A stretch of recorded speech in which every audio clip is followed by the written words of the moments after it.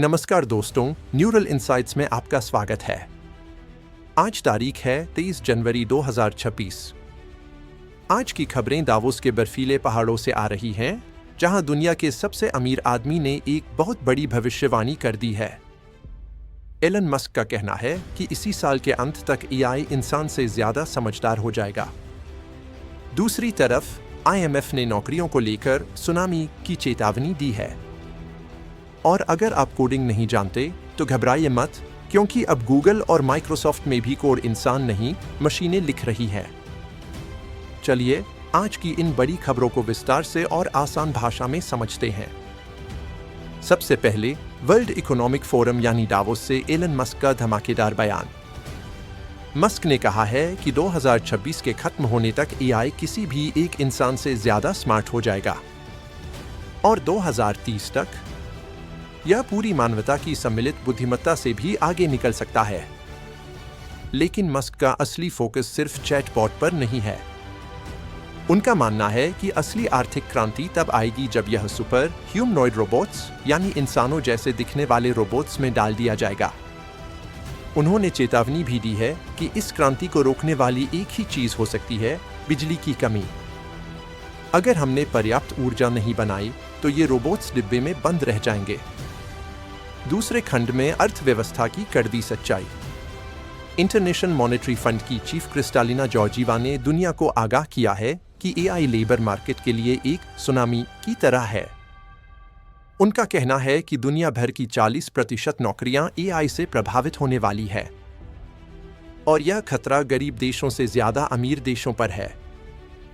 जहां कुछ नौकरियां बेहतर होंगी, वहीं बहुत सी खत्म भी हो सकती है।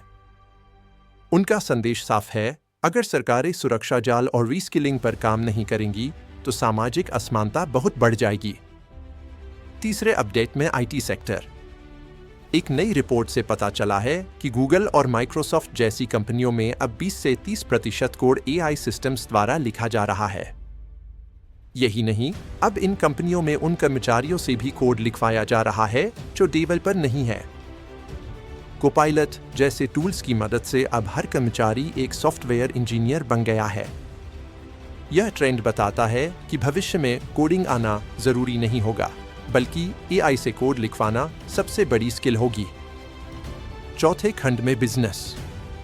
2026 को फाउंडेशन मॉडल कंपनियों जैसे ओपनएआई के लिए मीक और ब्रेक ईयर माना जा रहा है। निवेशकों ने अरबों डॉलर लगा दिए हैं, अब वे मुनाफा चाहते हैं।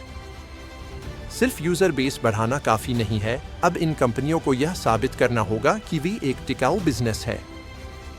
अगर वे जल्द ही प्रॉफिट नहीं दिखा पाए तो उनकी वैल्यूएशन गिर सकती है।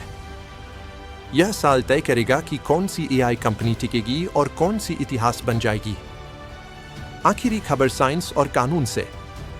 क्वांटम स्टार्टअप जेनेटेक ने घोषणा की है कि 2026 के अंत तक उनका 5 क्यूबिट प्रोटोटाइप तैयार हो जाएगा, जो एआई और क्वांटम कंप्यूटिंग को साथ लाएगा। उधर यूरोप से थोड़ी राहत की खबर है।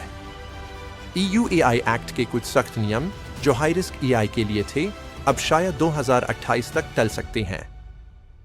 कंपनियों को तैयारी के लिए थोड़ा और समय मिल रहा है।